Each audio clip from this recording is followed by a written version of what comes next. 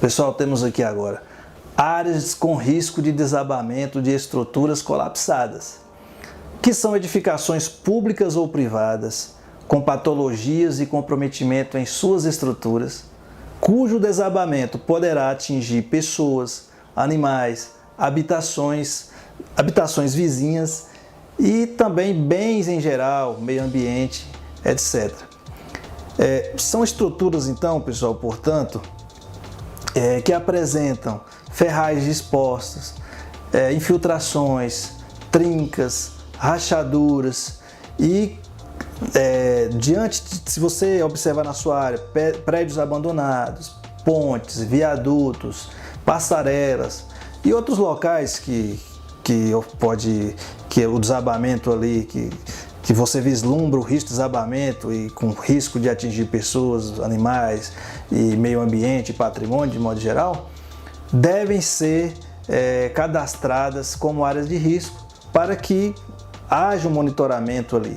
O Corpo de Bombeiro, nesses casos, vai fazer ali, por meio do Grupamento de Proteção Civil, a coordenação do Grupamento de Proteção Civil e instruindo os grupamentos de multiemprego nessas ações, vai fazer meramente uma análise preliminar, né? Um cadastramento como área de risco vai fazer ali uma análise preliminar e vai apresentar essas patologias que foram encontradas e que estão bem visíveis ali para os órgãos competentes, os órgãos mais técnicos nessas áreas de engenharia, como a própria Defesa Civil do Distrito Federal, entre outros órgãos como o NovaCap.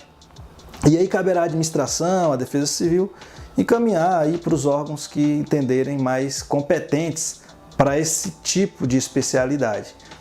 Cabe a nós contribuir visualizando esse tipo de situação, prevendo uma possível evolução para um mal maior e encaminhar esses trabalhos para os órgãos competentes para que eles sim façam uma análise mais aprofundada, mais técnica e verifique se há necessidade de fazer ali algum tipo de obra de restauração, algum tipo de obra preventiva. Ok? Então, nós temos aqui agora áreas com exemplos desse tipo de acontecimento, né? Nós temos aí uma ocorrência que ficou uma ocorrência até bem conhecida e bastante curiosa, né? Porque o prédio caiu, rompeu ali a base, né? Mas caiu quase intacto, né? Então a estrutura superior ficou quase intacta. Então é uma ocorrência assim, bastante curiosa, bem emblemática, né? E que ilustra bastante essa questão do desabamento de estruturas, né? Área de risco de abalos sísmicos. É importante mencionar, pessoal, que o número de abalos sísmicos no território brasileiro vem aumentando consideravelmente nos últimos tempos, inclusive aqui no Distrito Federal. Essa realidade, então, reivindica dos órgãos que atuam em defesa civil, proteção e defesa civil, a identificação, o cadastramento, o mapeamento e o monitoramento dessas áreas sujeitas a esse tipo de ameaça, além de outras medidas preventivas com fins de minimizar os efeitos de eventuais eventos adversos. A UNB, né, a Universidade de Brasília, vem fazendo um trabalho muito bacana, um trabalho muito sério, com relevância social muito grande, que vem monitorando os locais, as áreas mais sensíveis do Distrito Federal. E nós vamos solicitar à Universidade de Brasília a disponibilização de todas essas informações para que todos os senhores e senhoras recebam e com essas informações verifique se coincide com a área de vocês, né, a área do grupamento que todos vocês atuam, e assim faça o levantamento devido desse tipo de área de risco, que são áreas de risco de abalos sísmicos, né? Área de risco de terremoto, pessoal. Temos aqui esse tremor que aconteceu em Brasília, né? A Defesa Civil vistoria os prédios, descarta danos em estrutura, mas teve um abalo ali considerável. E à direita nós temos aí uma imagem de um terremoto, né? Que O que não aconteceu, mas que é possível acontecer, né? A gente não pode descartar essa possibilidade aqui no Distrito Federal. E nós temos uma imagem de um terremoto que aconteceu aí já em países que têm maior propensão para esse tipo de ocorrência. Áreas de risco de quedas de árvores. São áreas que apresentam ameaças importantes de queda de árvores em vias públicas, residências e outros locais em que há risco de atingir pessoas, animais e patrimônio de qualquer natureza. Temos aí algumas fotografias que mostram, né, a queda de uma árvore sobre veículos, é o que mais acontece. Pode cair também em cima de pessoas. Às vezes não cai a árvore, pessoal, mas cai um galho, né? Recentemente, inclusive, mandei aí no grupo para que todos tomassem conhecimento. No parque da cidade aconteceu que um galho se rompeu, caiu em cima de uma criança, e uma criança, ou salvo engano, um pré-adolescente, e causou danos sérios a essa pessoa, e que nos despertou para, mais uma vez, para mapear certas áreas com risco de queda de árvore, principalmente aqueles locais que são bastante habitados, bastante frequentados. No caso que eu mencionei, no Parque da Cidade, o local onde aconteceu a queda desse galho é um local muito utilizado pelas pessoas para fazer piquenique, né? Onde as pessoas buscam um contato com a natureza, né? Um local para ter paz de espírito, para poder passar um fim de semana ali com a família, se conectar com a natureza.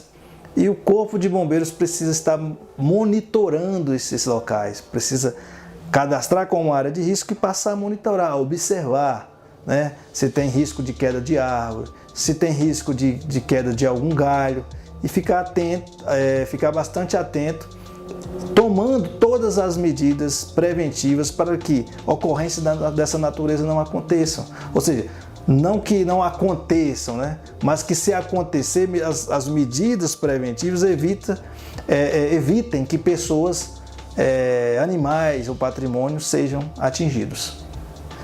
Temos agora áreas de risco de quedas em buracos ou depressões.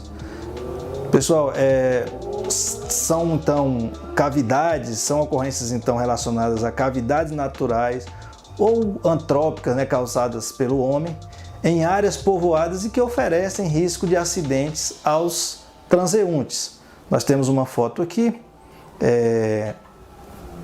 que mostra aí um canal, né, provavelmente de drenagem em Sobradinho 2, e que tem uma pontezinha ali, que a gente não dá para chamar bem de ponte, né, mas de um improviso, e que é uma verdadeira armadilha. Imagine passando uma pessoa ali à noite, imagine passando uma pessoa ali com um problema de equilíbrio, uma gestante, uma pessoa, um idoso, uma pessoa com a criança de colo. Então, às vezes acontece esse tipo de situação. Então, são situações que aparentemente, né, tem uma aparência simples, mas que é dever da corporação, na sua missão constitucional de proteção e defesa civil, se antecipar a esse tipo de ocorrência. Vai ao local, identifica como área de risco, manda para o grupamento, vamos acionar os órgãos competentes que com certeza vão tomar as providências necessárias para evitar um tipo de evento adverso e um acidente em local dessa natureza. Temos aqui também áreas de risco em incêndio florestal, que são áreas de vegetação que estão sujeitas a incêndio, especialmente no período de estiagem. Cada perímetro de vegetação que possui nome e localização distintos deve ser cadastrado separadamente no FAPAR. Então, pessoal, cada agrupamento tem aquelas porções de vegetação na sua área de atuação. Então, cada porção daquela, em separado, deve ser cadastrado como área de risco. São locais que é muito recorrente de incêndio florestal, de incêndio em vegetação, e que quase todos os anos os senhores e senhoras atuam ali. Então, já cadastram como tipo de área de risco e passem a pensar em ações, contribuir com o grupamento de proteção civil e o grupamento também mais específico para essa área, que é o GEPRAM, pensar em o próprio grupamento de multiemprego que está fazendo esse cadastramento, passar a monitorar e contribuir com todos esses órgãos com sugestões de ações que possam evitar o incêndio ou reduzir os seus efeitos caso ele ocorra. Temos uma imagem que ilustra a área de risco de incêndio florestal. Todos os senhoras e senhores estão bem familiarizados com esse tipo de ocorrência. Pessoal, nós temos por último aqui as áreas de risco de desastres com produtos perigosos.